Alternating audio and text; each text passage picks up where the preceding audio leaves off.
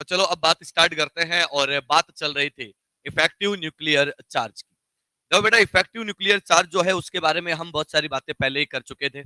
अब उसके बारे में हमारे पास अब ज्यादा कुछ नहीं है, बस अब हम छोटी छोटी बातें करके उसको क्या कर देते हैं, खत्म कर देते हैं। तो हेडिंग लगाइएगा, हेडिंग लगाओ, variation in effective nuclear charge, variation in effective nuclear charge. लगा लोगे ना heading, variation in effective nuclear charge of S and P block, of S and P block, variation in effective nuclear charge of S and P block. अब सुन लेना भाई, आपको याद होगा जो आपका साइंटिस्ट था स्लेटर, स्लेटर का जो रूल था, उस रूल में हमने कहा था कि सर एक तो एस और पी ब्लॉक के लिए, यानी कि एस और पी सेल इलेक्ट्रॉन के लिए था, और दूसरा जो था वो किसके लिए था, डी एंड एफ इलेक्ट्रॉन के लिए था। ये दो केस हमने वहां पर लिए थे, और हमने कहा था कि सर दोनों के लिए अलग अलग रूल्स हैं, सिग्मा का वैल्यू भी अलग तरीके से आता है। तो इसी प्रकार अब हम बात करने वाले हैं किसकी, वेरिएशन की। क्योंकि सर अगर हमारे पास क्वेश्चन आता है तो क्वेश्चन करने के लिए इतना टाइम नहीं होता कि हम लोग उसकी मैथमेटिकल कैलकुलेशन करें। क्यों? क्योंकि हमारे पास क्वेश्चन आता है कंपैरिजन का, तुलनात्मक अध्ययन का। तो देखिएगा उसी प्रकार की हम यहाँ पर बात करेंगे, तो ध्यान से सुनना और बहुत ही सिंपल वे में हम उसको समझने की कोशिश करेंगे। तो देखिएगा, आपके पास दो एलिमेंट है। पहला एलिमेंट जो है वो कौन सा ले लेते हैं, बेरिलियम। और दूसरा एलिमेंट जो है वो हम लोग कौन सा ले लेते हैं, बोरॉन। हेडिंग था एस एंड पी ब्लॉक में वेरिएशन, तो एक एस ब्लॉक का आ गया और दूसरा कौन सा आ गया, पी ब्लॉक का। सर आप जानते हो कि बेरिलियम का एटॉमिक नंबर कितना है, 4, और बोरॉन का कितना है, 5। इसका इलेक्ट्रॉनिक विन्यास होता है 1s2 2s2 2p0, और यहां पर कितना होता है, 1s2 2s2 2p1। ये आपको पहले से पता है। यहां पर एनवा कोस ये है, यानी कि एनएस ये रहा। यहां पर एनएस और एनपी की अगर बात की जाए तो ये क्या हो जाएगा, एनवा कोस। इसके कंपैरिजन में बेटा ये हो गया n-1, तो ये भी क्या रहेगा, n-1। सर बेरिलियम में इलेक्ट्रॉन है 2s में, और बोरॉन में इलेक्ट्रॉन है किसमें, 2p में। बात समझ में आ गई। बोरॉन के बाद कार्बन, नाइट्रोजन, ऑक्सीजन, फ्लोरीन और नियोन। क्या यहां तक इलेक्ट्रॉन 2p में ही जाएगा क्या? यानी कि इलेक्ट्रॉन जो है वो nth सेल nवे कोष में ही जाएगा क्या? बिल्कुल जाएगा। तो क्या ऐसा लिखा जा सकता है क्या कि इलेक्ट्रॉन एंटर्स इन ns और np? बोलो ये बात पल्ले पड़ गई क्या? क्या बोला, इलेक्ट्रॉन। देखो मैंने एस और पी ब्लॉक दोनों लिए हैं, तो लिथियम से बात करनी पड़ेगी, लेकिन मैंने एक ट्रांजिशन लिया है जो एस और पी ब्लॉक का है। तो आप ये कह सकते हो क्या कि लिथियम में इलेक्ट्रॉन 2s में है और बेरिलियम में भी 2s में है। तो इलेक्ट्रॉन गया ns में, और फिर पी ब्लॉक आ गया तो किसमें चला गया, np में। क्या इतना क्लियर है सबको? ठीक है। अब एक बात बताओ यार कि अगर ns या np में इलेक्ट्रॉन आता है, तो स्लेटर के फर्स्ट रूल के अकॉर्डिंग इलेक्ट्रॉन का सिग्मा कितना बढ़ता है? अरे एनवे कोस में या एनएस और एनपी में इलेक्ट्रॉन का सिग्मा कितना होता है, 0.35। तो अपन ऐसा कह सकते हैं कि बेरिलियम से बोरॉन तक जाएंगे तो सिग्मा इंक्रीज होगा कितने से, 0.35 से। बोलो ये बात क्लियर है क्या? तो बेटा एक बात बताओ कि लिथियम से बेरिलियम भी 0.35 बढ़ेगा, बेरिलियम से बोरॉन भी इतना ही बढ़ेगा, बोरॉन से कार्बन भी इतना ही बढ़ेगा, और आगे तक नियोन तक क्या होगा, हर बार 0.35 बढ़ेगा। बोलो इतनी बात क्लियर है क्या? सिंपल है। चलो ये बताओ परमाणु क्रमांक Z जो है वो कितने से बढ़ेगा, 1 से। तो यार एक बात बताओ कि Z इफेक्टिव में वेरिएशन जो आएगा वो क्या होता है, Z माइनस सिग्मा। ये 1 से बढ़ा, ये 0.35 से बढ़ा, तो आपका Z इफेक्टिव कितने से बढ़ेगा? तो आप क्या बोलोगे, 0.65 से। बोलो बात समझ में आ गई क्या? तो अपन क्या कह रहे हैं कि क्या आप लोगों ने कल के लेक्चर में बेरिलियम का Z इफेक्टिव कैलकुलेट किया था क्या?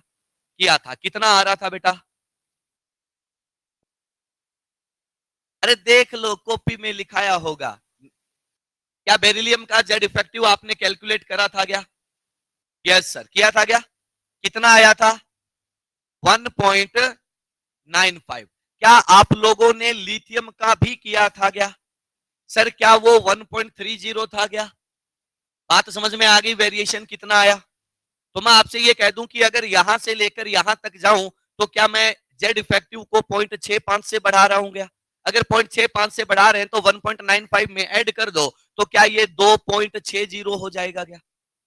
क्या आप लोगों के एस और पी ब्लॉक में हर एक एलिमेंट पे जब जंप आएगा, हर एक एलिमेंट में आगे जाओगे, तो क्या जेड इफेक्टिव हर बार 0.6 बढ़ेगा कि नहीं बढ़ेगा? बढ़ेगा। ये कहानी किसकी है? एस और पी ब्लॉक की। तो इसको लिखिएगा और एक कॉमन चीज बनाकर खत्म कर देते हैं। फटाफट लिखिएगा। अभी टेस्ट पेपर का शेड्यूल आपको मिल गया होगा। नहीं मिला तो शनिवार तक जितना पढ़ा दिया जाएगा, मे बी एटॉमिक रेडियस खत्म हो जाएगा तो वहां तक आपके टेस्ट पेपर में आएगा। क्या बोल रहे हो? आयनिक चल रहा है क्या? चल रहा है तो बेटा आएगा फिर।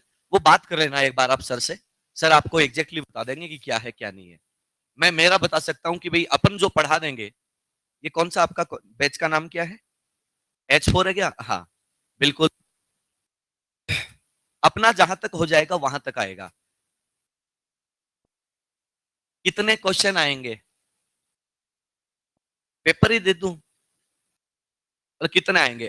भाई अगर दो लोगों का आएगा तो आधे आधे, तीन लोगों का पेपर होगा तो 1/3 1/3 1/3, अगर अपने अकेले का होगा तो पूरा अपना।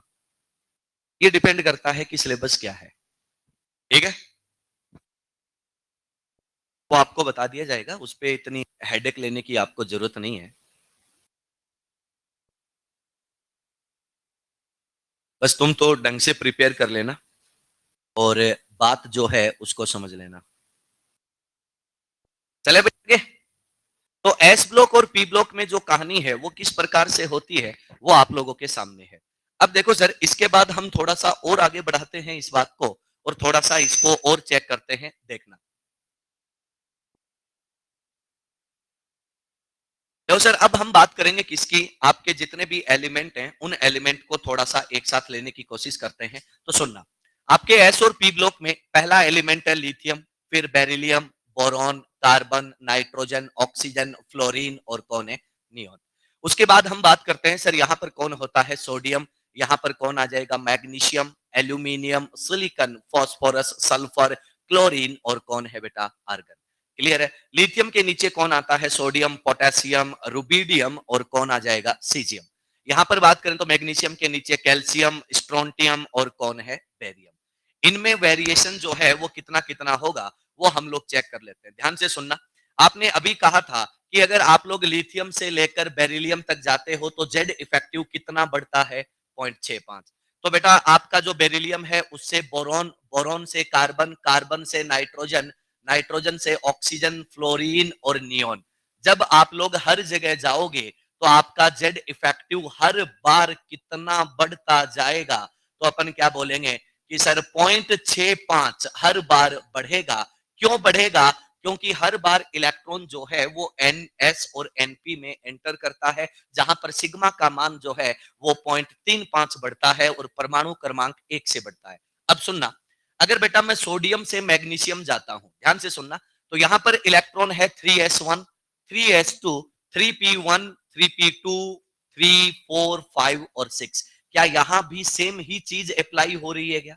अगर यहां भी सेम ही चीज अप्लाई हो रही है तो यहां पर भी इंक्रीमेंट कितने का होगा? 0.65 का। बेटा मैग्नीशियम से एल्यूमिनियम भी इंक्रीमेंट कितने का होगा? तो अपन क्या बोलेंगे कि हर जगह इंक्रीमेंट जो है वो आप लोगों को क्या मिलता जाएगा? सेम ही मिलता जाएगा। यानी कि हर बार आपका जेड इफेक्टिव 0.65 से बढ़ता जाएगा और आपको कोई भी प्रॉब्लम नहीं होगी जब आप लोग क्या करोगे? जेड इफेक्टिव की गणना करोगे। तो अपन कहते हैं कि सर लिथियम का वैल्यू हम लोग पहले ही निकाल के बैठे हैं, वो कितना था? 1.30। तो सर आपके बेरिलियम का कितना हो जाएगा? 1.95। तो बोरॉन कितना हो जाएगा? 2.60। सर कार्बन की बात करूं तो ये कितना हो जाएगा? तो अपन क्या बोलेंगे? 3.25। और अगर नाइट्रोजन की बात की जाए तो क्या ये 3.9 हो जाएगा क्या? क्या आपने कल कैलकुलेट किया था तो नाइट्रोजन का 3.9 ही आया था क्या? बोला बात पल्ले पड़ गई। अब तुम चाहो उतना आगे तक जा सकते हो, कोई पंगा नहीं है। अगर मैं ऑक्सीजन की बात करूं तो ये कितना हो जाएगा? 4.55। अरे इतना ही होगा क्या? अगर मैं सर फ्लोरीन की बात करूं तो ये कितना हो जाएगा? तो अपन क्या बोलेंगे सर? 5. सॉरी, ओहो 20, सॉरी सॉरी 5.20। और सर अगर इसकी बात की जाए तो इसका कितना आ जाएगा, तो आप लोग बोलोगे 5.85। अब सुनो, देखो सर ये वेरिएशन तो हम लोग देख चुके। दूसरा वेरिएशन और बता देता हूं। जब आप लिथियम से लेकर सोडियम तक आओगे, ध्यान से सुन लेना, लिथियम से लेकर सोडियम तक आओगे तो आपका जेड इफेक्टिव जो है वो 0.90 क्या हो जाता है, बढ़ जाता है। अगर ये हमने कैलकुलेट कर लिया तो तुम चाहो तो इन दोनों को भी कैलकुलेट करके चेक कर सकते हो, कोई पंगा नहीं है। अदरवाइज मैं बता रहा हूं उतना तुम मान सकते हो। तो अपन क्या कह रहे हैं कि अगर ये 1.30 है और ये 0.90 बढ़ रहा है तो यहां पर आकर जेड इफेक्टिव का मान कितना हो जाएगा, तो आप लोग क्या बोलोगे, क्या 2.2 आ जाएगा क्या? ये आपको 2.2 मिला। अब सुन लेना, सर अगर टॉप टू बॉटम जाते हो तो सोडियम के बाद जेड इफेक्टिव का मान क्या हो जाता है, कांस्टेंट हो जाता है, उसमें कोई भी वेरिएशन आपको नहीं मिलता है। यानी कि सेकंड से थर्ड पीरियड आओगे तो जेड इफेक्टिव में वृद्धि होगी, लेकिन तीसरे आवर्त के बाद जेड इफेक्टिव क्या हो जाता है, कांस्टेंट हो जाता है, नियत हो जाता है। सर ध्यान से देखना, अगर मैं यहां पर बात करता हूं तो हम यहां पर भी क्या कहते हैं कि सर चीज क्या है, सेम ही है, और यहां भी इंक्रीमेंट कितने का होगा, 0.90 का। तो अगर ये 1.95 है, 90 बढ़ रहा है, तो आप लोग क्या बोलोगे, ये कितना हो जाएगा, तो अपन क्या बोल देंगे 2.85। तो सर इसके बाद नियत हो जाएगा एस ब्लॉक में, और हर बार कितना आएगा, तो आप क्या बोल दोगे 2.85, 2.85 आपको मिलता जाएगा। अब देख लो सर, यहां से यहां तक आने में जितनी बार भी तुम आओगे, हर बार आपके जेड इफेक्टिव में वृद्धि क्या मिलेगी, समान मिलेगी, और उसका वैल्यू जो है वो वैल्यू कितना है बेटा, 0.90। हर बार 0.90 क्या होता जाएगा, बढ़ता जाएगा, और आपको आपके जो रिजल्ट्स हैं वो रिजल्ट्स बहुत ही इजी वे में क्या हो जाते हैं, मिल जाते हैं। ये कहानी किसकी होती है, आपके एस और पी ब्लॉक में जो वेरिएशन आता है उसकी। अगर मैं ऐसा बोलूं तो लेफ्ट टू राइट जा रहे हो तो आपका जेड इफेक्टिव क्या हो रहा है, बढ़ रहा है, लेकिन top to bottom Z effective क्या हो जाता है, नियत हो जाता है, कांस्टेंट हो जाता है। ये कहानी सिर्फ और सिर्फ किसमें है, एस और पी ब्लॉक में, क्योंकि हेडिंग यही है। अगर तूने डी ब्लॉक में देखना चाहा तो मामला बिल्कुल उल्टा हो जाएगा। क्लियर, नोट कर। ये आपका वेरिएशन है, बहुत ही सिंपल वे में, सिंपल सा वेरिएशन। वेरिएशन को ध्यान रखेंगे,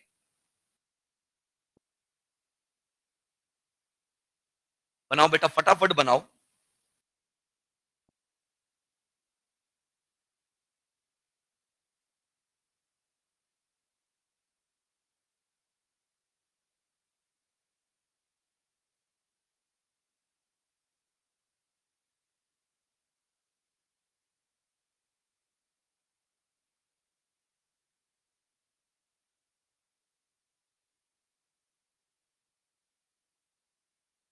ये आपके एस और पी ब्लॉक का वेरिएशन।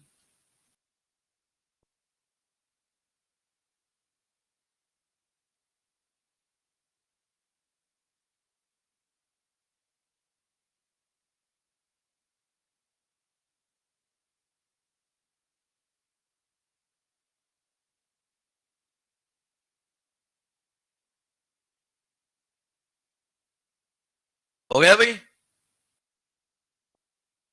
जल्दी से बना दो, देखें फिर आगे बढ़ते हैं, आगे चलते हैं।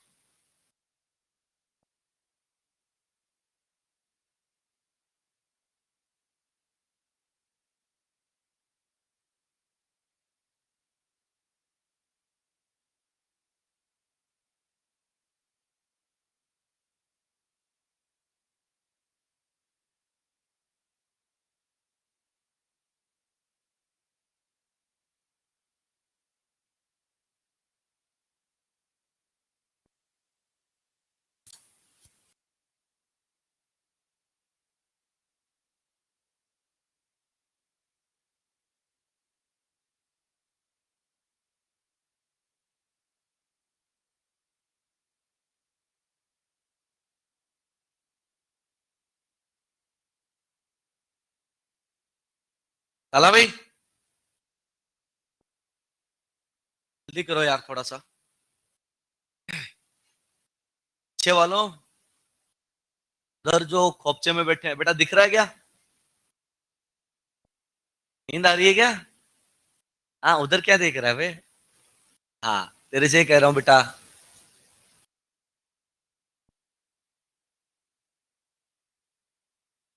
चलो भाई आगे बढ़ते हैं, अगले पॉइंट की बात करते हैं। ट्रांजिशन एलिमेंट जो होते हैं उनमें वेरिएशन कितना होता है और कहां पर होता है उसकी हम लोग यहां पर बात करते हैं। तो एक छोटा सा हेडिंग और लगा लो, हेडिंग लगाइएगा, variation of Z effective, variation of Z effective in transition elements, variation of Z effective in transition elements. Transition element का मतलब होता है संक्रमण तत्व है, और संक्रमण तत्व कौन से होते हैं ये आपको पता ही है, यानी कि जिंक, कैडमियम, मर्क्यूरी को छोड़ दो, बाकी सभी तत्व क्या कहलाते हैं, संक्रमण तत्व। तो चलिएगा सर इसी चीज का फायदा उठाते हैं और हम यहाँ पर बात करते हैं, सुनिएगा। जैसे हम लोगों ने अभी वेरिएशन चेक किया था वैसा ही वेरिएशन चेक करने वाले हैं। आपको एलिमेंट दिया गया है स्कैंडियम, और स्कैंडियम से कहां तक चलते हैं, टाइटेनियम तक। वेरिएशन का आइडिया आपको यहीं पर लग जाएगा। इसका परमाणु क्रमांक होता है 21 और इसका परमाणु क्रमांक होता है 22। इसका इलेक्ट्रॉनिक विन्यास, ध्यान से सुनना, इसका इलेक्ट्रॉनिक विन्यास होता है 3d14s2 और इसका इलेक्ट्रॉनिक विन्यास होता है 3d24s2। आपको याद होगा हमने जब डेफिनेशन लिखा था तो हमने ये कहा था कि बाह्यतम इलेक्ट्रॉन पर नाभिक का नेट इलेक्ट्रोस्टैटिक फोर्स है। ध्यान से सुन लेना, जब तक आपको कुछ ना बोले आप लोग किसको लेके चलोगे, बाह्यतम इलेक्ट्रॉन को। तो यहां पर बाह्यतम की मैं बात करूं तो बाह्यतम कौन है, 4s, हाँ या ना। याद आ रहा होगा कल हमने थोड़ी सी इस पर चर्चा भी करी थी। तो ये वाला जो है वो क्या हो जाएगा, n-1। बेटा ये वाला कौन है, n, तो ये क्या हो जाएगा, n-1। अब बताओ सर इलेक्ट्रॉन जो है वो nवे कोष में आ रहा है या n-1 में, n-1 में। तो अपन ये कह सकते हैं क्या कि sir electron enters in n-1, n-1 shell में एंटर कर रहा है, जा रहा है। तो यार एक बात देखो ना कि यहां पर आप लोग क्या बोलोगे कि n-1 में जा रहा है, लेकिन यहां पर स्लेटर का कौन सा रूल फॉलो करना पड़ेगा। तो आप क्या बोलोगे, बाह्यतम इलेक्ट्रॉन किसमें है, s में, तो स्लेटर का कौन सा रूल लगेगा, फर्स्ट रूल। अगर स्लेटर का फर्स्ट रूल लगेगा तो हम क्या कहते हैं कि n-1 इलेक्ट्रॉन के लिए स्लेटर के हिसाब से सिग्मा का वैल्यू कितना आता है, 0.85। तो क्या मैं ये कह दूंगा कि यहां एक इलेक्ट्रॉन बढ़ने से सिग्मा में 0.85 की वृद्धि होती है, चलेगा क्या, अरे हाँ या ना। तो अपन क्या कह रहे हैं कि z का मान कितना बढ़ता हुआ दिख रहा है, एक। तो z इफेक्टिव में वेरिएशन जो आएगा वो क्या, 1 - 0.85, यानी कि z इफेक्टिव बढ़ा तो है परंतु कितने से, 0.15 से। तो यार एक बात देखो ना, मैं आपसे ये कह दूंगा कि सर एस और पी ब्लॉक में z effective left to right बढ़ता है 0.65, लेकिन यहां पर कितना बढ़ता है, 0.15। तो वृद्धि ज्यादा कहां होती है, एस और पी ब्लॉक में। बात पल्ले पड़ गई सबको, क्लियर है। अब तुम ये मत कहना कि यहां पर वृद्धि कम है इसलिए इनका जेड इफेक्टिव कम है ना, ये बात नहीं है। क्या है, वृद्धि कम है लेकिन पहले से ही जेड इफेक्टिव क्या है, ज्यादा। बात पल्ले पड़ गई। मान लो एक आदमी के पास क्या है, 10 रुपए, और एक आदमी के पास कितने हैं, 1000 रुपए, ठीक है। अब आप कह रहे हो कि सर ये 10 से चला जाता है 100 पर और ये 1000 से जाता है कितने पर, 1010 पर। अब बोलो वृद्धि ज्यादा कहां पर है, पहले वाले में, लेकिन ज्यादा कौन है, दूसरे वाला। बात समझ में आ गई क्या, अरे हाँ या ना, ये कहानी होती है। तो चलिएगा सर नोट कीजिएगा फटाफट, ये ट्रांजिशन एलिमेंट की कहानी होती है।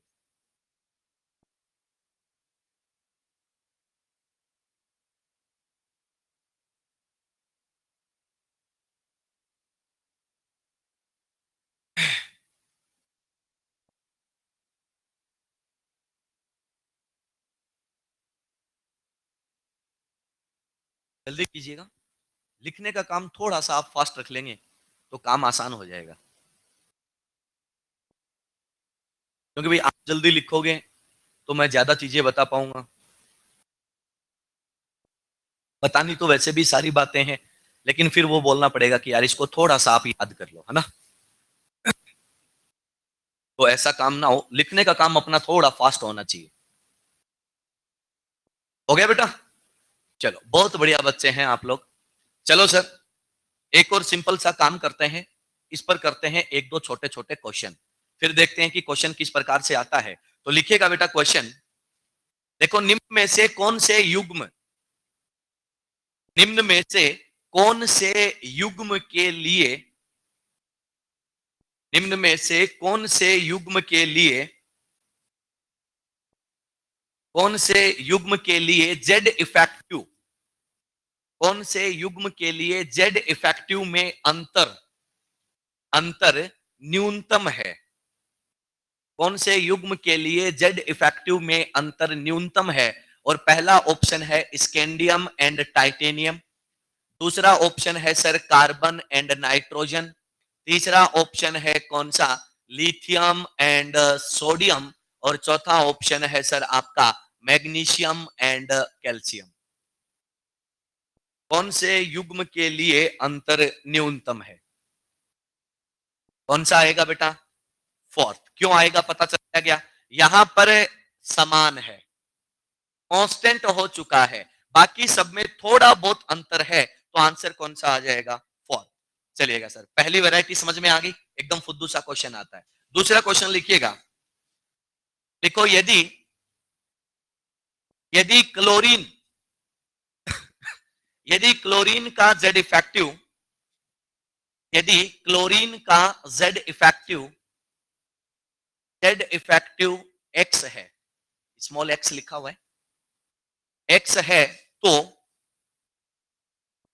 तो सिलिकन तो सिलिकन का जेड इफेक्टिव हो सकता है, तो सिलिकन का जेड इफेक्टिव हो सकता है। करो सर, आंसर निकालो इसका कि क्या आएगा और क्या नहीं आएगा। अब अगर तुम गणना करने बैठ गए तो बहुत गलत काम हो जाएगा। मैं वेरिएशन पढ़ा चुका हूं, अभी जस्ट आते ही वेरिएशन ही देखा है, वेरिएशन हमें पता है, और एक का जेड इफेक्टिव पता है, तो दूसरे के बारे में हम बता सकते हैं। बताइएगा बेटा। हाँ जी, x माइनस 1.95, यही आ रहा क्या? देखो सर, हमारे पास क्या है, सिलिकॉन, फास्फोरस, सल्फर और कौन है, क्लोरीन। हमें बताया गया है कि क्लोरीन का जेड इफेक्टिव कितना है, x, और कहा गया है सिलिकॉन का बताओ। तो देखो सर, अभी थोड़ी देर पहले ही हमने बात करी थी कि यहां से यहां तक जाता हूं तो वृद्धि होती है 0.65 की, यहां से यहां और यहां से यहां भी वृद्धि कितने की, 0.65 की, 0.65 की। जेड इफेक्टिव हर बार 0.65 बढ़ता है, तो क्लोरीन और सिलिकॉन में से ज्यादा किसका है, क्लोरीन का। तो अपन क्या बोलेंगे कि सिलिकॉन का जेड इफेक्टिव कितना आएगा, x माइनस कितना होगा, तो आप क्या बोल दोगे, 3 इंटू 0.65 आ गया। तो अपन क्या बोलेंगे, ये वैल्यू कितना मिल जाएगा, x माइनस 1.95। बोलो बात समझ में आ गई क्या? आपको इस प्रकार से भी क्या कर सकता है, वो क्वेश्चन दे सकता है, ठीक है। अब एक और क्या दे सकता है, वो आपसे ये पूछ सकता है कि सर कौन सा युग्म ऐसा है जिसमें जेड इफेक्टिव का मान क्या होता है, समान होता है। या फिर वो पूछ सकता है कि सर ऐसे दो एलिमेंट दे देगा और बोलेगा कि इसके कौन से इलेक्ट्रॉनों के लिए जेड इफेक्टिव का मान समान है। तो ऐसे बहुत सारे वेरिएशन वो बना सकता है, चाहो उतने प्रकार के क्वेश्चन कर सकते हो। एक क्वेश्चन आपके घर से करने के लिए लिखिएगा, आराम से घर पे सोच के समझ के क्वेश्चन करना। लिखो, आयरन Fe, आयरन के आयरन के 4s electron, comma 3d electron, comma 3s electron, comma 3p electron. Iron के 4s electron, comma 3s electron, comma 3p electron, electron पर जेड इफेक्टिव का मान ज्ञात कीजिए, पर जेड इफेक्टिव का मान ज्ञात कीजिए। क्या आप लोग कर लेंगे? पक्का? ठीक है, ये आपके घर से करने के लिए है। अब इसको चाहो तो यहाँ पे कर लो, 5 मिनट अपन खराब ही करेंगे, घर से कर लेना। कल के क्लास में मैं तुम्हें आंसर बता दूंगा कि सर इनके आंसर क्या है। आपको जो किसी दिक्कत आएगी वो दिक्कत यहाँ फेस करनी होगी, बाकी तुम्हारा सही आएगा। तो इस कैलकुलेशन को 3s और 3p वाली को ढंग से कर लेना, बाकी कोई दिक्कत नहीं आएगी। क्लियर है सर? ये कहानी किसकी होती है, तो अपन कहते हैं कि ये कहानी हमारे इफेक्टिव न्यूक्लियर चार्ज की होती है। क्या आपको इफेक्टिव न्यूक्लियर चार्ज पल्ले पड़ गया? क्यों? क्योंकि सर आगे चलकर मैं इसको बहुत काम में लेने वाला हूं, क्योंकि हर जगह पर आपका इफेक्टिव न्यूक्लियर चार्ज जो है वो आकर टांग लगाएगा कि सर मैं भी हूं यहाँ पर, मुझे भी ध्यान में रखो। बात समझ में आ गई? तो इसको ढंग से देख लेना, इस पर क्वेश्चन कर लेना, कोई दिक्कत लगे तो बता देना। चलिएगा, अब पीरियोडिक प्रॉपर्टीज पर आते हैं। इंपॉर्टेंट पीरियोडिक प्रॉपर्टी है, ध्यान से सुन लेना। हमारे सिलेबस में वैसे तो बहुत सारे पीरियोडिक प्रॉपर्टी हैं, लेकिन मोस्ट ऑफ क्वेश्चंस जो आते हैं वो किस पर आते हैं? तो अपन कहते हैं कि सर आपके एटॉमिक रेडियस पर, आयनाइजेशन एनर्जी पर, इलेक्ट्रॉन एफिनिटी पर, इलेक्ट्रोनेगेटिविटी पर। ये चार मेन इंपॉर्टेंट प्रॉपर्टीज होती हैं जिन पर हमें बात करनी होती है।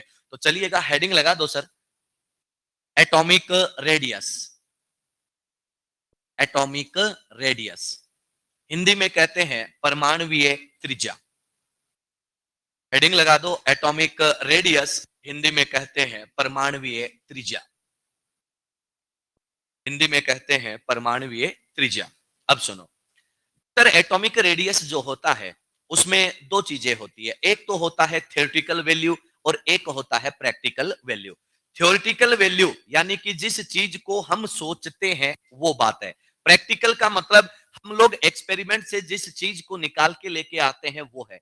इसका एग्जाम्पल तुम ऐसे समझ सकते हो, जैसे आप लोग पेपर देते हो, ऑलमोस्ट हर संडे को आपके पेपर लगते रहते हैं, बहुत सारे पेपर आपने दिए हैं।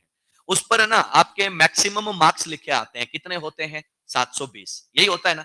जब आप पेपर देके निकलते हो तो आप कहते हो कि मेरा ये भी सही है, मेरा ये भी सही है, ये भी सही है, ये भी सही है, और मेरे इतने नंबर आ जाएंगे। इसको बोलते हैं थ्योरेटिकल। लेकिन जब तुम आंसर की मैच करते हो तो क्या होता है? ये भी गलत, ये भी गलत, ये भी गलत। होता कि नहीं होता? होता है। अरे मैंने क्या किया है, दूसरा, इसमें क्या है, चौथा। होता कि नहीं होता? इधर देखते हो, अरे पहला, उत्तरी, तीसरा, मतलब करेक्शन है ना? ऐसा होता कि नहीं होता? होता है। तो अपन जो करके देख करके आते हैं या होता है वो क्या है? थ्योरेटिकल है। लेकिन लास्ट में जब हम मैच करते हैं तो वो प्रैक्टिकल सामने निकल के आता है। बात समझ में आ गई? तो दोनों क्या सेम हो सकते हैं क्या? तो सेम नहीं होते, वेरिएशन वहां पर आता ही है। तो सेम केस किसका है? एटॉमिक रेडियस का। तो इसकी मैं पहले थ्योरेटिकल बात कर लेता हूं। थ्योरेटिकल क्या होता है? ये मेरे पास एक एटम है। एटम का आकार कैसा होता है? गोलाकार।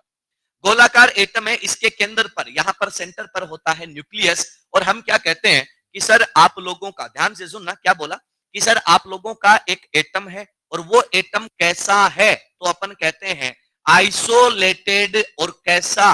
गैसियस, यानी कि विलगित गैसीय परमाणु। विलगित का मतलब क्या होता है? तो आप लोगों ने कोविड में ऐसे बहुत नाम सुने होंगे, आइसोलेशन वार्ड। अरे हाँ या ना? इतनी अंग्रेजी तो सीख ली होगी, है ना? तो अपन क्या कहते हैं कि सर उसमें क्या होता है, आपने देखा होगा कि जैसे ही मान लो पता चलता है कि यार इसको सर्दी जुकाम खांसी हो गई है या बुखार हो रहा है, तो क्या कहते हैं? इसको आइसोलेट कर दो। आइसोलेट का मतलब क्या होता है? अकेला। तो अपन कहते हैं कि हमारे पास क्या है? एक अकेला सिंगल एटम है और उसकी फिजिकल स्टेट कैसी है? गैसियस। मैं थ्योरेटिकल बात कर रहा हूं, प्रैक्टिकल पे नहीं आए हैं। तो अपन क्या कहते हैं कि सर आपके नाभिक से लेकर जो बाह्यतम इलेक्ट्रॉन होता है, नाभिक से लेकर बाह्यतम इलेक्ट्रॉन जो होता है, इन दोनों के बीच में जो न्यूनतम दूरी होती है, ध्यान से सुन लेना, वापिस क्या बोला? नाभिक से लेकर बाह्यतम इलेक्ट्रॉन के बीच की न्यूनतम दूरी लेनी है, अधिकतम नहीं लेनी है। हो सकता है तुम कह दो कि हम तो एक्साइटेड स्टेट में चले जाएं, तो एक्साइटेड स्टेट में दूरी बदल जाती है। तो हम क्या ले रहे हैं? न्यूनतम दूरी जो है उस दूरी को क्या कहा जाता है? परमाणुवीय त्रिज्या। ये कहानी कब है? जब हम लोग किसकी बात करते हैं? थ्योरी की, यानी कि सर सैद्धांतिक रूप से कहा जाता है ऐसा। लेकिन तुम एक बात जानते हो कि सर कोई भी एटम होता है, क्या उस एटम का विलगित अवस्था में या गैसीय अवस्था में अस्तित्व होता है क्या? नहीं होता। तो पहली प्रॉब्लम तो यहीं पर आ जाती है कि इनर्ट गैस को छोड़कर कोई भी विलगित गैस के परमाणु हमें नहीं मिल पाता। तो क्या अगर ऐसा होगा तो आप अपने एटॉमिक रेडियस का मेजरमेंट सैद्धांतिक रूप से कर रहे थे, वैसे हो पाएगा क्या? नहीं होगा। दूसरी बात, क्या आपका इलेक्ट्रॉन जो है वो मूविंग यानी कि गतिशील होता है क्या? और गतिशील होता है तो क्या गतिशील कण और आपके स्टेशनरी न्यूक्लियस यानी कि स्थायी नाभिक और गतिशील इलेक्ट्रॉन के बीच की दूरी का एग्जैक्ट मेजरमेंट किया जा सकता है क्या? नहीं किया जा सकता। अरे याद होगा, तुम लोग एक एटॉमिक स्ट्रक्चर में नाम पढ़ते हो, हाइजेनबर्ग्स अनसर्टेनिटी प्रिंसिपल, हाइजेनबर्ग के अनिश्चितता का सिद्धांत। याद आया क्या? उसमें तुम क्या कहते हो कि इलेक्ट्रॉन की स्थिति और उसके वेग का, दोनों का एक साथ सही मापन करना असंभव है, संभव नहीं है, हाँ या ना? एक में अगर तुमने सर जितनी एक्यूरेसी लाई, दूसरे में उतना ही क्या बढ़ जाता है, तो अपन कहते हैं कि सर उसमें जो त्रुटि है वो बढ़ जाती है, हाँ ना, अनसर्टेनिटी जो है वो बढ़ जाती है। तो यार एक बात बताओ ना, कि अगर मैं ये कह दूं कि गतिशील इलेक्ट्रॉन और स्थायी नाभिक के बीच की दूरी का मापन करना क्या आसान काम है क्या? नहीं है। तो हम क्या कहते हैं कि सर किसी भी विलगित परमाणु के लिए परमाणुवीय त्रिज्या का ज्ञात करना क्या है, बहुत ही मुश्किल काम है, ये हम नहीं कर पाएंगे। अगर ये नहीं होगा तो त्रिज्या का मापन कैसे किया जाएगा? तो हम लोग क्या देखते हैं, बंधित परमाणु। क्या देखते हैं? बंधित परमाणु।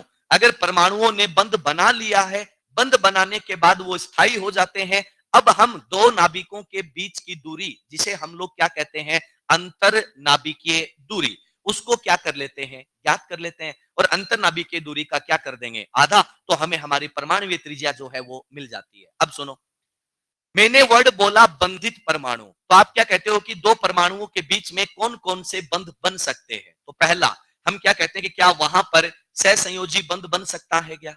Yes sir. क्या वहां पर धात्विक बंध बन सकता है क्या? बन सकता है। क्या वहां पर आयनिक बंध बन सकता है क्या? बन सकता है। क्या वहां पर वॉन्डरवॉल फोर्स, यानी कि वॉन्डरवॉल बल काम कर सकता है क्या? कर सकता है। इस आधार पर हम क्या कहते हैं कि जितने प्रकार के बल लगेंगे उतने ही प्रकार की त्रिज्याएं हमारे पास आएंगी। तो सर बल चार प्रकार के देख लिए, तो त्रिज्या भी कितने प्रकार की होती है? चार प्रकार की। चारों प्रकार को हमें वन बाय वन क्या करना होता है, स्टडी करना होता है, फिर सबको साथ मिलाकर हम क्या कर देते हैं, परमाणुवीय त्रिज्या में जो वेरिएशन आता है उसको ढूंढना स्टार्ट कर देते हैं। बोलो बात क्लियर है सबको? अरे हाँ या ना? तो लिखिएगा, लिखिएगा।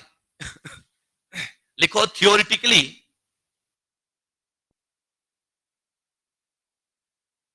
थियोरिटिकली को हिंदी में क्या बोलते हैं? सैद्धांतिक, है ना? थियोरिटिकली कॉमा लगा दो और लिखो थियोरिटिकली। देखो, विलगित गैसीय परमाणु, विलगित गैसीय परमाणु के नाभिक, विलगित गैसीय परमाणु के नाभिक तथा बाह्यतम इलेक्ट्रॉन के मध्य, नाभिक तथा बाह्यतम इलेक्ट्रॉन के मध्य न्यूनतम दूरी, बाह्यतम इलेक्ट्रॉन के मध्य न्यूनतम दूरी परमाणुवीय त्रिज्या कहलाती है। न्यूनतम दूरी परमाणुवीय त्रिज्या कहलाती है। फटाफट ये छोटा सा डायग्राम बना लो ताकि हमें आइडिया रहे कि सर क्या हुआ है।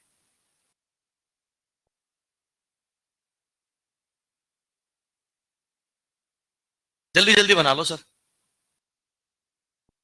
ठीक है, ये आइसोलेटेड में होता है कब? जब हम थ्योरी की बात करते हैं, और तुम जानते हो प्रैक्टिकल में ऐसा कुछ नहीं होता। प्रैक्टिकल में थ्योरी का ज्ञान बहुत कम काम आता है। वो किसी भी फील्ड में ले सकते हो, किसी भी चीज में ले सकते हो। चले भाई? अरे चला, तो लिखिएगा। देखो, विलगित गैसीय परमाणु के लिए, विलगित गैसीय परमाणु के लिए परमाणुवीय त्रिज्या का मापन, परमाणुवीय त्रिज्या का मापन, परमाणुवीय त्रिज्या का मापन डिफिकल्ट होता है। डिफिकल्ट, कठिन होता है, हाँ हाँ, कठिन होता है। क्योंकि एक दो वर्ड तो इंग्लिश के लिख ही लोगे। हाँ, डिफिकल्ट होता है, कठिन होता है, क्योंकि, क्योंकि point number one, point number one लिखिएगा। देखो, विलगित गैसीय परमाणु का अस्तित्व है, विलगित गैसीय परमाणु का अस्तित्व है, विलगित गैसीय परमाणु का अस्तित्व डिफिकल्ट होता है। अब ये मत बोलना कि होता ही नहीं, होता है, लेकिन बहुत एक्सट्रीम कंडीशंस आपको रखनी पड़ती है। ठीक है, बहुत हाँ डिफिकल्ट होता है। पॉइंट नंबर टू, देखो, गतिशील इलेक्ट्रॉन, गतिशील इलेक्ट्रॉन तथा नाभिक के मध्य दूरी, गतिशील इलेक्ट्रॉन तथा नाभिक के मध्य दूरी, दूरी का सही मापन, दूरी का सही मापन बहुत ही कठिन होता है। सही मापन बहुत ही कठिन होता है। और ब्रैकेट में लिख देना हाइजेनबर्ग का अनिश्चितता सिद्धांत, ताकि तुम्हें याद रहे कि ये बात कहां से आई है। हाइजेनबर्ग का अनिश्चितता का सिद्धांत। ठीक है सर? ये बातें मैं क्यों लिखा रहा हूँ, क्योंकि सर ये बातें है ना आपके एनसीईआरटी में लिखी हुई हैं, और आजकल का जो पेपर आ रहा है ना सर, उस पेपर का कोई पता ही नहीं है कि क्वेश्चन आएगा कैसे। ठीक है, अदरवाइज तो इनको लिखाने की कोई ज्यादा जरूरत तो महसूस नहीं होती है। चलिएगा, अगला पॉइंट लिखिएगा। देखो, प्रायोगिक रूप से परमाणुीय त्रिज्या का मापन, प्रायोगिक रूप से परमाणुीय त्रिज्या का मापन, प्रायोगिक रूप से परमाणुीय त्रिज्या का मापन बंधित परमाणुओं की, प्रायोगिक रूप से परमाणुीय त्रिज्या का मापन बंधित परमाणुओं की अंतरनाभिकीय दूरी, बंधित परमाणुओं की अंतरनाभिकीय दूरी का आधा होता है, अंतरनाभिकीय दूरी का आधा होता है। नेक्स्ट पॉइंट, इस आधार पर परमाणु इस आधार पर परमाणुीय त्रिज्या इस आधार पर परमाणुीय त्रिज्या निम्न प्रकार की होती है। इस आधार पर परमाणुीय त्रिज्या निम्न प्रकार की होती है। Point number 1, covalent radius, covalent radius. Number 2, metallic radius. Point number 3, van der Waal radius, van der Waals radius. Number 4, ionic radius. वैसे यहां पर इनऑर्गेनिक में हम लोग आयोनिक रेडियस को इतना ज्यादा वेटेज नहीं देते हैं। क्यों? क्योंकि आयोनिक रेडियस के सारे मैथमेटिकल कैलकुलेशन जो हैं वो होते हैं आपके सॉलिड स्टेट में। याद आ रहा होगा, अंतर आयनिक दूरी, याद आ रहा है क्या? बिल्कुल बेटा, इसलिए हम यहाँ पर सिर्फ इसका कंपैरिजन देखते हैं, बाकी इस पर हम लोग कोई बात नहीं करते। ठीक है सर, ये कहानी इसकी होती है। तो अब हेडिंग लगा दीजिएगा, पहला हेडिंग कोवलेंट रेडियस, पहला हेडिंग लगा दो कोवलेंट रेडियस। और बात को सुनने की कोशिश करियो, बहुत ही आसान है कोवलेंट रेडियस, कोवलेंट रेडियस। और इसको हम लोग प्रदर्शित करेंगे किससे? RCOV, R covalent. अपनी मर्जी है, कैसे भी कर सकते हो, कोई बड़ा मुद्दा नहीं है। अब सुनो, देखो सर एक बात बताओ, आपने एक नाम सुना होगा सहसंयोजी बंध। सहसंयोजी बंध का निर्माण इलेक्ट्रॉन के समान साझा से होता है, हाँ या ना? अरे इलेक्ट्रॉन का समान साझा, इक्वल पेयरिंग होती है, तो अपन क्या कहते हैं कि सर वहां पर क्या बनता है? कोवलेंट बॉन्ड, सहसंयोजी बंध। आपने एक और नाम सुना होगा कि सहसंयोजी बंध जब बनता है तो परमाणुीय कक्षकों के बीच में अतिव्यापन होता है। ये बात भी सुनी हुई है। तो अतिव्यापन के बाद आपको जो रिजल्ट मिलता है, वो रिजल्ट कैसा मिलता है? तो हम कहते हैं कि दो परमाणु हैं और दोनों परमाणुओं ने क्या कर रखा है? अतिव्यापन कर रखा है। और अतिव्यापन करने से ये जो क्षेत्र मिलता है, इसे क्या बोलते हैं? अतिव्यापित क्षेत्र या ओवरलैप्ड रीजन। यानी कि एक परमाणु का कुछ भाग दूसरे परमाणु के साथ क्या हो जाता है? साजित हो जाता है, शेयर हो जाता है, और यहीं पर आपके साजित इलेक्ट्रॉन जो है वो आपको मिलते हैं। अब सुनना, क्या सहसंयोजी बंध दो समान परमाणुओं के बीच में बन सकता है क्या? बन सकता है। क्या दो भिन्न भिन्न परमाणुओं के बीच में भी बन सकता है क्या? बन सकता है। अगर समान परमाणुओं के बीच में बनता है तो आप लोग कहते हो कि सर वहां पर वैद्युत ऋणता में अंतर नहीं होता, उसको बोलते हैं अध्रुवीय सहसंयोजी बंध, हाँ या ना? जैसे क्लोरीन क्लोरीन ले लो, हाइड्रोजन हाइड्रोजन ले लो, पहला केस। दूसरा आता है दो भिन्न भिन्न वैद्युत ऋणी परमाणुओं के मध्य, जैसे HF ले लो। HF में इसकी वैद्युत ऋणता तो ये पार्शियल नेगेटिव और ये पार्शियल पॉजिटिव। आप क्या कहते हो कि सर यहां पर जो बंध बनता है इसको क्या बोला जाता है? ध्रुवीय बंध। तो हम पहली जो बात करेंगे वो किसकी बात करेंगे? अध्रुवीय बंध की। किसकी बात करेंगे? अध्रुवीय। तो ये देख लेना, मेरे पास दो परमाणु है और वो परमाणु कौन कौन है? AA, समान परमाणु है। अब देखो सर, मेरा प्रैक्टिकल कॉन्सेप्ट क्या था कि दोनों के बीच की अंतरनाभिकीय दूरी को क्या कर लो? ज्ञात कर लो। तो अंतरनाभिकीय दूरी को बता देता हूं, क्या? D। और D किसके बीच में है? तो A2 के बीच की दूरी है, इसको बोलते हैं अंतरनाभिकीय दूरी। अब सुनो, अगर आपको आपकी रेडियस चाहिए तो क्या अंतरनाभिकीय दूरी का आधा कर दोगे क्या? बिल्कुल सर। अगर अंतरनाभिकीय दूरी को आधा किया जाएगा तो क्या आपको ये मान प्राप्त होगा क्या? अगर ये मान प्राप्त होगा तो आपकी त्रिज्या यहां तक आएगी, और त्रिज्या यहां तक आएगी तो वास्तविक त्रिज्या कहां तक है, यहां तक। आती कितनी है, इतनी। तो क्या ये अपने वास्तविक मान से ज्यादा है, कम है, या बराबर है, कम है। तो सहसंयोजक त्रिज्या हमेशा अपने वास्तविक मान से क्या मिलती है, कम ही मिलती है। बोलो कोई दिक्कत है किसी को, नहीं। तो अपन क्या बोलेंगे कि इसकी सहसंयोजक त्रिज्या का मान कितना हो जाएगा, तो अपन क्या बोलेंगे, Da2/2। बोलो ये बात पल्ले पड़ गई। तो अगर मैं इसका डेफिनेशन बनाना चाहूं तो क्या ये कह सकता हूं क्या कि दो समान परमाणु हैं जो सहसंयोजी बंध से बंधित हैं, उनकी अंतरनाभिकीय दूरी का क्या कर दो, आधा, तो वो उन परमाणु की क्या हो जाती है, सहसंयोजी त्रिज्या।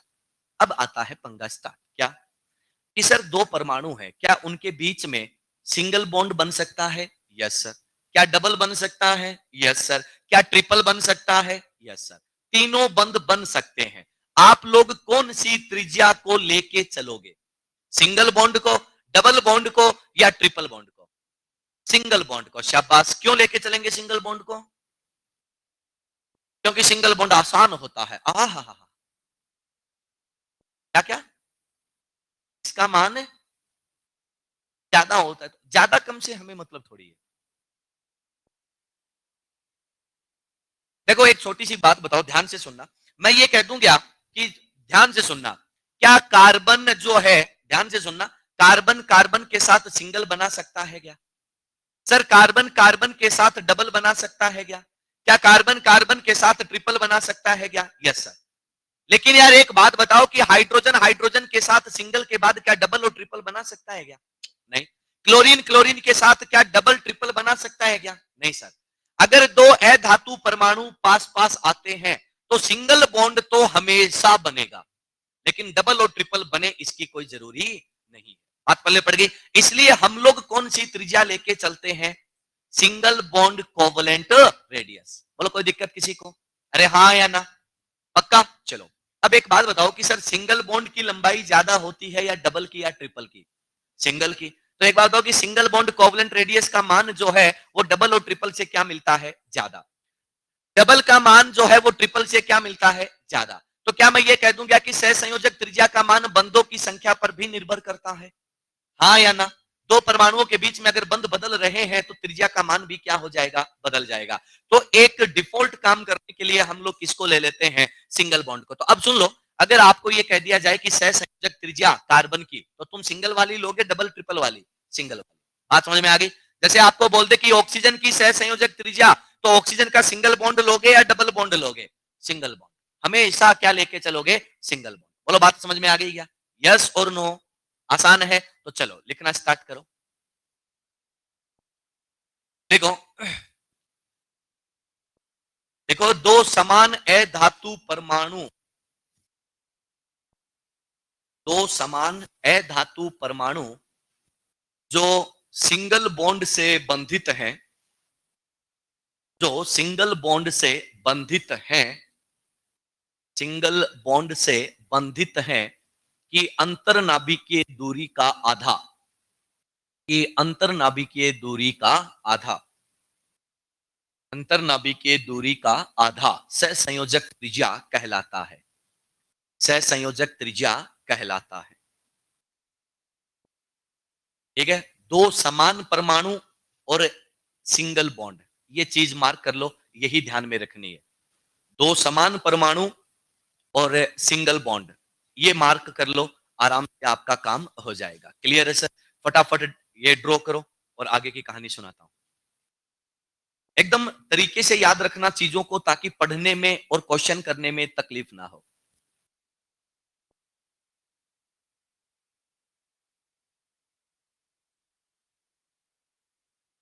बना दो सर, फटाफट बना दो, बहुत ही आसान सा डायग्राम है और बहुत ही सिंपल सी और फुद्दू सी बात है।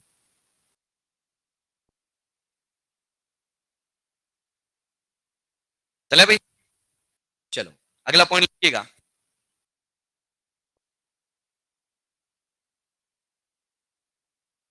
देखो सहसंयोजक त्रिज्या, सहसंयोजक त्रिज्या का मान, सहसंयोजक त्रिज्या का मान, सहसंयोजक त्रिज्या का मान दो परमाणुओं के मध्य, दो परमाणुओं के मध्य उपस्थित, दो परमाणुओं के मध्य उपस्थित बंधों की संख्या पर भी निर्भर करता है। दो परमाणुओं के मध्य उपस्थित बंधों की संख्या पर भी निर्भर करता है। ठीक है, और उस आधार पर इनके नाम क्या होते हैं, फटाफट नाम लिख दो। तो अपन क्या बोलेंगे, single bond covalent radius, double bond covalent radius, जिसको क्या बोल देते हैं, डीबीसीआर। और तीसरा जो होता है वो कौन सा होता है, ट्रिपल बॉन्ड कोवलेंट रेडियस, जिसे क्या बोल देते हैं, टीबीसीआर। हम लोग कहते हैं कि sir carbon single bond carbon है, कार्बन डबल बॉन्ड कार्बन है, और कार्बन ट्रिपल बॉन्ड कार्बन है। हमसे कहा जाता है कि कार्बन कार्बन की अंतर्नाभिकीय दूरी सबसे ज्यादा कहाँ होती है, तो तुम क्या कहते हो कि सबसे ज्यादा यहां पर होती है और सबसे कम यहां पर होती है। तो इस आधार पर आप क्या कहते हो कि आपके कार्बन की सहसंयोजक त्रिज्या जो है DCC/2 हो जाएगा, और आप लोग क्या बोल दोगे कि सर सबसे ज्यादा त्रिज्या इसकी और सबसे कम त्रिज्या किसकी मिलती है, इसकी। इस आधार पर हम चीजों को क्या कर सकते हैं, बहुत ही आसानी से समझ सकते हैं। फटाफट लपेटो और आगे बढ़ते हैं।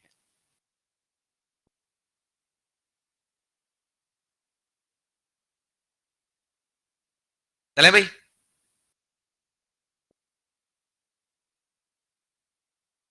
थ्योरेटिकल पोर्शन है सर थोड़ा सा, 5-10 मिनट का, वो आपको झेलना ही पड़ेगा, कोई इलाज नहीं है। चले आगे, नेक्स्ट पॉइंट लिखिएगा। लिखो, सहसंयोजक त्रिज्या, सहसंयोजक त्रिज्या का अर्थ, सहसंयोजक त्रिज्या का अर्थ SBCR, SBCR ही लिया जाता है। सहसंयोजक त्रिज्या का अर्थ SBCR लिया जाता है, सिंगल बॉन्ड कोवलेंट रेडियस। क्योंकि क्योंकि दो अधातु परमाणु, दो अधातु परमाणु कम से कम सिंगल बॉन्ड से, कम से कम सिंगल बॉन्ड से बंधित होते हैं, कम से कम सिंगल बॉन्ड से बंधित होते हैं, परंतु परंतु डबल तथा ट्रिपल, परंतु डबल तथा ट्रिपल बॉन्ड, डबल तथा ट्रिपल बॉन्ड बना भी सकते हैं और नहीं भी, बना भी सकते हैं और नहीं भी, बना भी सकते हैं और नहीं भी, दोनों केस हैं सर। इसलिए हम लोग किसको लेके चलते हैं, कोवलेंट का मतलब SBCR, single bond covalent radius. तो अब सुन लो, अगर आपसे कह दिया जाता है कि कोवलेंट रेडियस ऑफ कार्बन, अगर आपको कार्बन का कोवलेंट रेडियस चाहिए, तो आप कौन सी प्रजाति को प्रयुक्त करोगे। तो क्या मैं ये कह दूंगा कि मैं CH3 को यूज कर सकता हूं, क्या ये बात सही है क्या, सही है।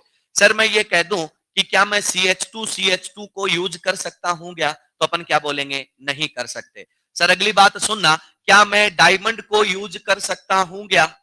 डायमंड में कार्बन और कार्बन के बीच में कौन सा बॉन्ड होता है, सिंगल बॉन्ड होता है, और इसको आप क्या कर सकते हो, यूज कर सकते हो। सर क्या आप लोग ग्रेफाइट को यूज कर सकते हो क्या, तो अपन क्या कहते हैं कि नहीं कर सकते। क्यों, क्योंकि ग्रेफाइट में सर मल्टीपल बॉन्ड, याद आया, डीलोकेलाइज्ड पाई इलेक्ट्रॉन प्रेजेंट होता है, याद आया। और पाई इलेक्ट्रॉन होने का मतलब वहां पर सिंगल के बजाय कौन सा बॉन्ड प्रेजेंट है, तो आप लोग क्या बोल दोगे, आपका डबल बॉन्ड भी वहां पर प्रेजेंट है, इसलिए हम लोग उसको यूज नहीं कर सकते। अगला केस सुनना, वो बोलता है कि अगर आपको बेटा कोवलेंट रेडियस ऑफ ऑक्सीजन देखना है, तो आप लोग क्या ओ डबल बॉन्ड ओ को ले सकते हो क्या, तो अपन बोलते हैं नहीं ले सकते। क्या बेटा आप ओजोन को O double bond O coordinate bond O को ले सकते हो क्या, नहीं ले सकते। क्यों, क्योंकि अनुनाद के कारण यहां पर सर बंद लंबाइयां अलग अलग मिलती हैं। अगर अपन कहना चाहें कि क्या आप ऑक्सीजन ऑक्सीजन के सिंगल बॉन्ड को ले सकते हो क्या, तो अपन क्या बोलेंगे, यस सर यहां पर ले सकते हैं। सिमिलर आप लोग नाइट्रोजन की भी बात कर सकते हो। आपसे पूछा जाए कि कोवलेंट रेडियस ऑफ नाइट्रोजन के लिए क्या आप नाइट्रोजन ट्रिपल बॉन्ड नाइट्रोजन ले सकते हो क्या, तो अपन क्या बोलेंगे, नहीं ले सकते। क्या आप नाइट्रोजन डबल बॉन्ड नाइट्रोजन और हाइड्रोजन को ले सकते हो क्या, तो अपन क्या बोलेंगे, नहीं ले सकते। लेकिन आप लोग नाइट्रोजन सिंगल बॉन्ड नाइट्रोजन को ले सकते हो, जिसका नाम होता है हाइड्राजीन। क्लियर है सर, ये कहानी किसकी होती है, इसकी नोट कीजिए। ठीक है, तो कोवलेंट रेडियस मतलब सहसंयोजी त्रिज्या, और इसका मतलब ही क्या है? Single bond covalent radius, SBCR. SBCR को ही आप लोग ध्यान में रखोगे, तभी जाकर आपका काम सही बनेगा।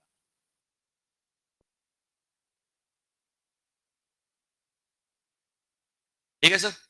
ये होती है आपकी सिंगल बॉन्ड कोवलेंट रेडियस, यानी कि कोवलेंट रेडियस जिसका सीधे शब्दों में मीनिंग है। चला भाई? याद रखना सर, ग्रेफाइट का एग्जाम्पल कई बार आता है और हम भावनाओं में बहकर ग्रेफाइट को आंसर लगा देते हैं। ग्रेफाइट में हेक्सागोनल यानी कि षटकोणीय परतीय संरचना होती है, जिसमें विस्थानीकृत पाई इलेक्ट्रॉन पाए जाते हैं, जिसके कारण आपका जो ग्रेफाइट होता है वो विद्युत का सुचालक होता है। याद रहा होगा, कुछ एनसीईआरटी में कभी पढ़े होंगे आप लोग, या फिर ब्लॉक केमिस्ट्री में कभी पढ़े होंगे, जब आप लोग एलोट्रोप ऑफ कार्बन यानी कि कार्बन के अपर रूप पढ़ते हैं। चलिएगा सर, ये कहानी आपकी यहां पर समाप्त होती है।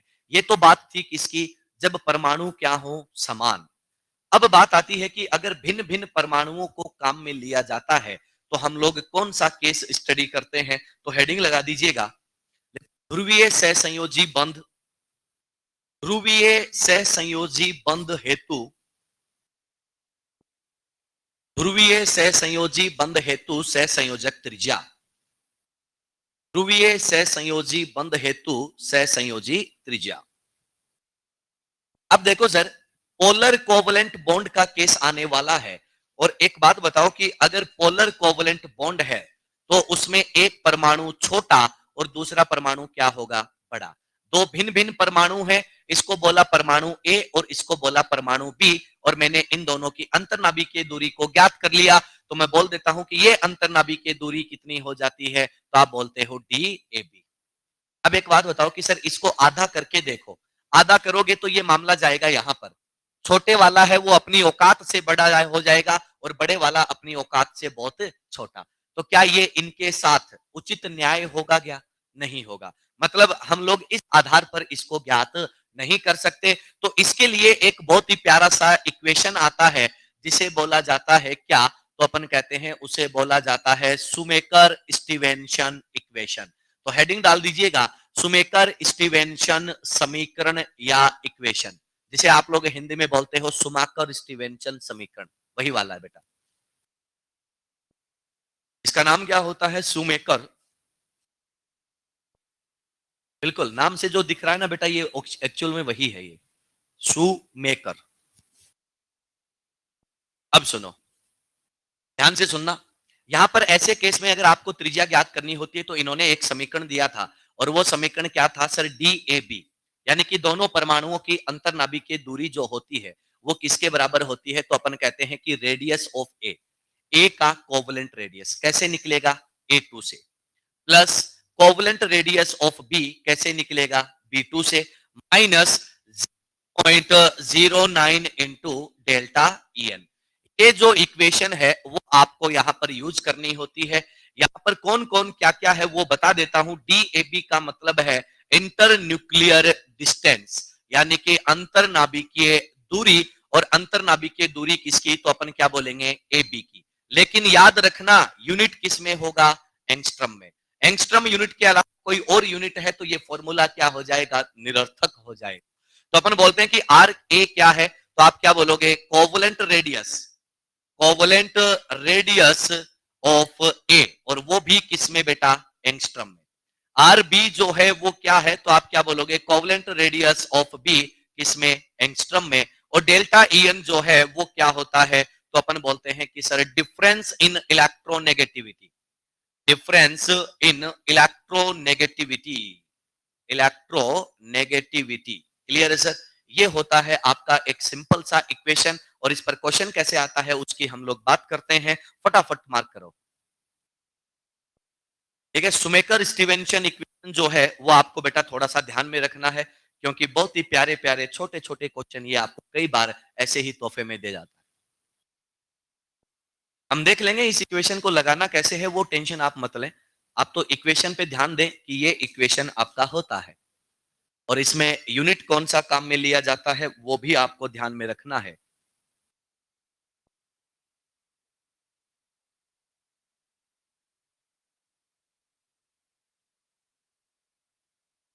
हो गया भाई?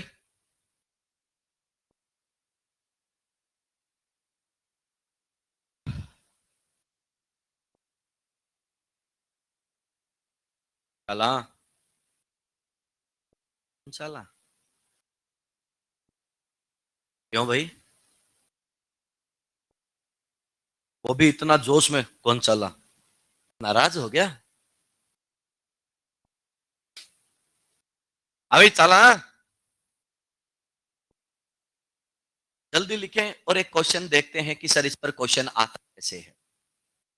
क्वेश्चन का प्रारूप कैसा होने वाला है कि हम सुमेकर स्टीवेंसन इक्वेशन को लगा सकें और बता।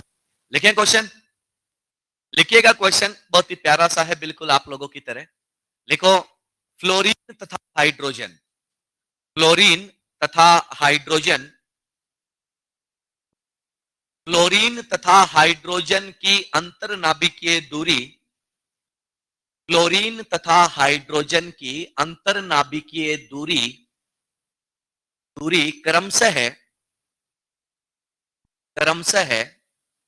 1.44 एंगस्ट्रॉम तथा 0.72 एंगस्ट्रॉम है।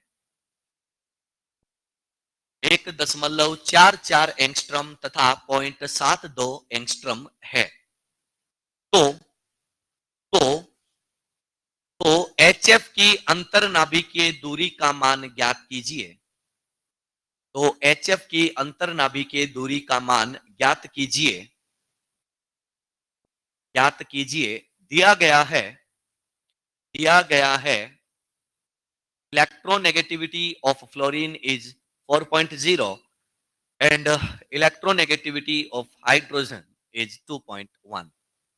यानी कि हाइड्रोजन की विषमता 2.1 है और फ्लोरीन की 4.0 है।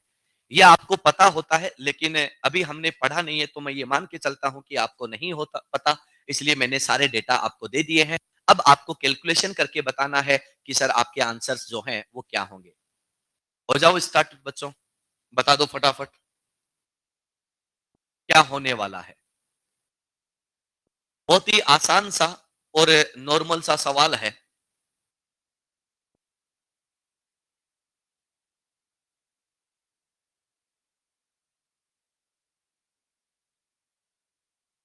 यस बेटा, 0.91 एक आंसर आया सर, 0.91 लॉक कर दिया जाए। अब एक आंसर आया है 0.91, 0.91। ऑनलाइन वालों बेटा तुम भी बताओ कुछ तो। आज गुड मॉर्निंग और यस सर के अलावा कुछ आया ही नहीं। हाँ भाई, 0.909, बहुत बढ़िया सर। 0.909। चलो सर, बहुत सही आंसर गया है आपका। देखो सर, DHF जो है वो किसके बराबर आएगा? RH प्लस RF माइनस इतना। अपन क्या कह रहे हैं कि यहां पर जो हमें दिया गया है वो अंतरनाभिकीय दूरी है, लेकिन हमें क्या चाहिए? सहसंयोजी त्रिज्या। तो आप लोग क्या बोलोगे? आपकी सहसंयोजिक त्रिज्या फ्लोरीन की कितनी हो जाएगी? 1.44/2 कितना? 0.72। और यहाँ पर ये जो हाइड्रोजन की त्रिज्या है वो कितनी हो जाएगी? 0.72/2 कितना आएगा? तो अपन क्या बोलेंगे? 0.36। इतना ही आएगा क्या? चलो सर, डेल्टा EN की बात करते हैं। तो बेटा डेल्टा EN जो है वो क्या होता है? बड़ा माइनस छोटा, 4-2.1 आएगा 1.9। सारे वैल्यू आ चुके हैं, वैल्यू बस पुट करना है। तो RH का मान है 0.36, ये है 0.72 माइनस 0.09 इंटू 1.9। क्लियर है सर? बाकी गणनाएं आप लोग कर ही लोगे। अरे बाकी गणनाएं आप लोग कर ही लोगे। बाकी आगे गणना है जोड़ बाकी गुणा भाग, तो ये आंसर आपको क्या हो जाएगा? आप मिल जाएगा। बहुत ही आसान शब्दों में बहुत ही सिंपल सा काम आपके सामने है। क्लियर? तो चलिएगा सर, ये है आपका एक सिंपल सा सुमेकर स्टीवेंसन इक्वेशन। इसी के साथ आपका कोवेलेंट रेडियस का पॉइंट क्या होता है? खत्म। क्लियर है? नवा हेडिंग लगा दो, मेटालिक रेडियस। देखो थोड़ा फास्ट चलना मेरी मजबूरी है, तुम समझ सकते हो कि अगर मैं ढीला हो जाऊंगा तो यहां पर तुम्हारा सिलेबस नहीं हो पाएगा। बात समझ में आ गई? माइंड सेट उसी टाइप से करके रखना कि आपका सिलेबस आपको एज सुन एज पॉसिबल चाहिए। ठीक है भैया, फरवरी जाने को है, मार्च आने को है, एग्जाम जुलाई में फिक्स है, होना ही है, तो उसी हिसाब से तुम्हारे पास इतना टाइम बचे कि तुम वापस एक बार रिवीजन कर सको। इसलिए मैं थोड़ी-थोड़ी स्पीड पकड़ रहा हूँ। अभी स्पीड पकड़ी नहीं है, ये तो नॉर्मल है अभी, पहले दूसरे गियर में चल रहे हैं। हाँ। हाँ? क्या? स्पीड पकड़ लें? अबे निपट जाओगे। चलो, चलते हैं आगे, हेडिंग लगाइएगा, मेटालिक रेडियस। अभी किसी बच्चे को अगर थोड़ा बहुत अगर कोई दिक्कत हो तो भाई बोल देना, है ना? अपन स्पीड थोड़ा और बढ़ा देंगे। चलो हेडिंग लगाओ, मेटालिक रेडियस। मेटालिक रेडियस, इसको आप लोग क्या लिख सकते हो? आरमैच। अब सुनो, ध्यान से सुनना। सर एक छोटी सी बात सुनना, धातु जो होती है, कोई धातु ले लो, जैसे आपके सामने आयरन के बेंचेज रखे हैं, धातु में परमाणु जो होते हैं वो क्लोज पैक होते हैं। क्या ये बात सही है क्या? क्लोज पैक का मतलब हिंदी में बोलते हैं निबिड़ संकुलन। याद आया क्या? सर वही वाला है ना? तो अब सुनो, धातु जो होता है उसमें दो बातें होती है। पहला, धातु जो है वो ठोस का क्रिस्टलाइन टाइप होता है। क्या ये बात सही है क्या? धातु, अरे ठोस प्रकार के होते हैं, क्रिस्टलीय और अक्रिस्टलीय। धातु कौन सा ठोस है? क्रिस्टलीय ठोस। हाँ या ना? क्रिस्टलीय ठोस वो होता है जिसमें घटक कणों की फिक्स अरेंजमेंट, नियमित व्यवस्था होती है। क्लियर? दूसरा, धातु के लिए एक और वर्ड यूज किया जाता है, क्या? लैटिस, यानी कि हिंदी भाषा में क्या बोलते हैं? जालक। लैटिस का मतलब भी मैं बता देता हूं, ध्यान से सुन लेना। आप लोगों ने पढ़ा होगा आयोनिक लैटिस। चलो रहने दो, आप लोगों ने जालक नाम सुना है ना? जालक का सिंपल मतलब बताता हूं, क्या? देखना, एक यूनिट है, कोई भी इकाई है, उसका समरूप सममित रूप से यूनिफॉर्म मैनर में अगर पुनरावृत्ति होती है तो उसके लिए वर्ड क्या यूज होता है? जालक। बात समझ में आ गई क्या? क्या बोला? Uniform manner. यूनिफॉर्म मैनर का मतलब होता है एक ही प्रकार से अगर वृद्धि होती है तो वहां पर वर्ड क्या यूज आता है? जालक। बात पल्ले पड़ गई क्या? सिंपल है। तो अब सुनो, मेटल जो होता है, मेटल को क्या बोला जाता है? धात्विक क्रिस्टल जालक। हाँ या ना? क्यों बोला? क्योंकि सर ये क्रिस्टलीय ठोस है, घटक कणों की नियमित व्यवस्था है, और दूसरा उन घटक कणों का यूनिफॉर्म मैनर में क्या हुआ है? एक्सपेंशन हुआ है, इसलिए नाम आता है धात्विक क्रिस्टल जालक। तो अब सुनो, धातु के परमाणु है, ये एक धातु का परमाणु है और ये उसी धातु का दूसरा परमाणु है। धातु के परमाणु क्लोज पैक होते हैं और इनकी अंतरनाभिकीय दूरी को मैं क्या बता देता हूं, क्या होती है? तो आपने कहा कि सर ये डी। अगर ये डी है तो आप लोग क्या बोलोगे? आपकी धात्विक त्रिज्या का मतलब क्या हो जाएगा? D/2। सर एक बात बताओ कि अगर मैं आपसे कह दूं कि इसका हाफ करके देखो तो क्या ये अपने एक्चुअल मान के बराबर आएगा क्या? यस और नो? ऑलमोस्ट उतना ही आएगा। तो अपन क्या कहते हैं कि सर धात्विक त्रिज्या का मान जो है वो ऑलमोस्ट उतना ही मिलता है जितना थ्योरी में आता है, लेकिन कोवेलेंट रेडियस का मान जितना थ्योरी में आता है उतना कभी नहीं मिलता। उसका कारण क्या है? तो आप देख सकते हो कि कोवेलेंट बॉन्ड में ये दो नाभिक हैं और नाभिकों के बीच में इलेक्ट्रॉन क्या होता है? ट्रैप होता है, यानी कि यहां पर कॉन्सेंट्रेटेड होता है। लेकिन मेटल में आपने सुना होगा धातु में मुक्त इलेक्ट्रॉन पाए जाते हैं, और मुक्त इलेक्ट्रॉन है तो वो चलता रहता है, और वो जब चलता रहता है तो धातु जो है वो सुचालक होती है। और उसी मुक्त इलेक्ट्रॉन की मैं बात करूं तो वो मुक्त इलेक्ट्रॉन बाह्यतम कोष का होता है, और जब वो बाह्यतम कोष का होता है तो आपके पास ऐसे धातु के बहुत सारे परमाणु हैं, और धातु के जब बहुत सारे परमाणु एक साथ जुड़ते हैं तो यहां से इलेक्ट्रॉन निकलता है और यहां अंतराकाश में आ जाता है, और ये धातु के परमाणु क्या बन जाते हैं? पॉजिटिव, जिसको नाम दिया जाता है कर्नेल। नाम कुछ याद आ रहा है? सुना सुना सा। ये जो इलेक्ट्रॉन है और ये न्यूक्लियस है, इन दोनों के बीच की न्यूनतम दूरी को देखा जाता है। ये न्यूनतम दूरी जो है वो क्या मिलती है आपको? ऑलमोस्ट एग्जैक्ट मिलती है। इसलिए हम कहते हैं कि इसका एक्चुअल मान और इसका प्रैक्टिकल थ्योरेटिकल सारे मान ऑलमोस्ट क्या आते हैं? बराबर आते हैं। बोलो बात समझ में आ गई क्या? तो लिखिएगा, देखो धात्विक क्रिस्टल जालक, धात्विक क्रिस्टल जालक में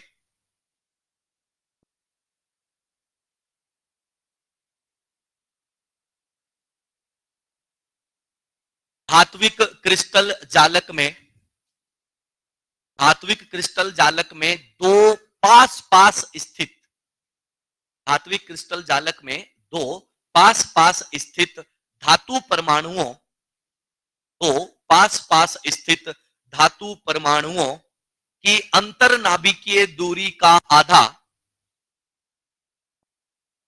की अंतरनाभिकीय दूरी का आधा अंतरनाभिकीय दूरी का आधा धात्विक त्रिज्या कहलाता है।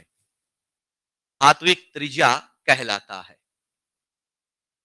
धात्विक त्रिज्या कहलाता है। ठीक है सर, लपेटो, ये धात्विक त्रिज्या खत्म। बस इतना ही होता है धात्विक त्रिज्या के बारे में, और वो हम अभी निपटा देंगे। सर क्लास के बाद डाउट कैसे पूछें? आपके सब्जेक्ट में ऐप पर डाउट सोल्व नहीं होते हैं? हाँ भाई, डाउट डाउट है?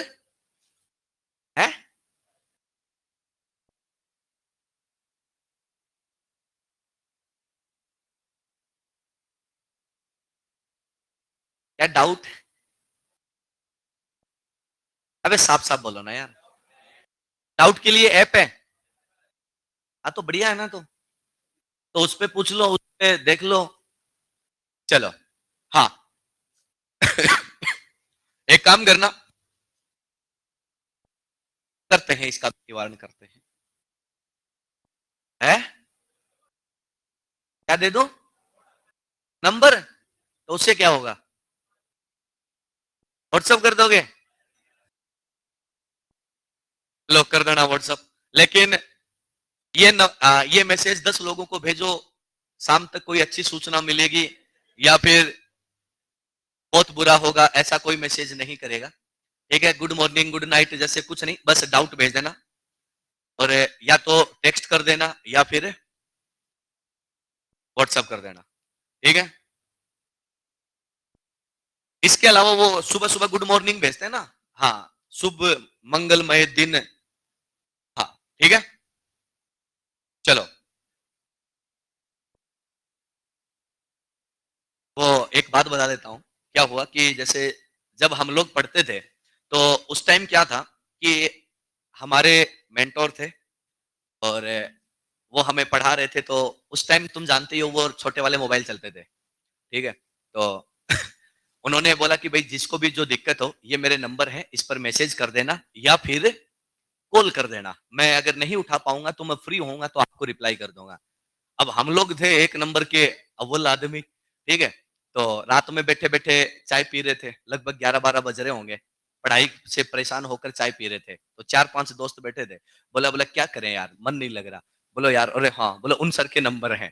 ठीक है, निकाला फोन, और ये लो जी, उस टाइम कुछ पता तो चलता नहीं था किसका नंबर है, फोन लगाया, पहली बार में नहीं उठाया, दोबारा लगाया तो उन्होंने उठा लिया। बोले हाँ हेलो, हाँ सर एक डाउट पूछना था। ठीक है, तो उन्होंने सीधा गाली निकाली। ठीक है, और गाली निकाल के, मतलब वो वाली गाली नहीं है ना, ऐसे कुत्ते कमीने टाइप की है ना, तो बोलते हैं कि बोलो यार ये टाइम सोने का होता है, तुम्हें पता नहीं है आदमी को 1000 काम होते हैं, तुम इस टाइम फोन करते हो।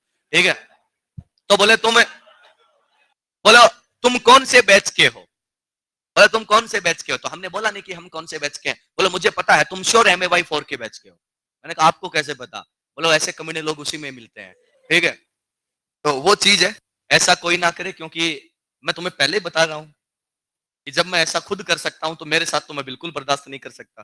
ठीक है, चलो मिलते हैं सर।